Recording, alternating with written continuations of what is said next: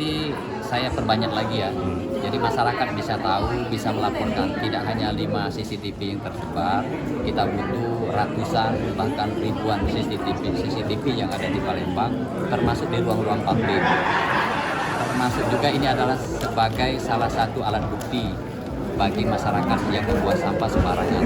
Nanti kita publish, terus kita lakukan edukasi, termasuk pendekatan dan juga penindakan secara tegas.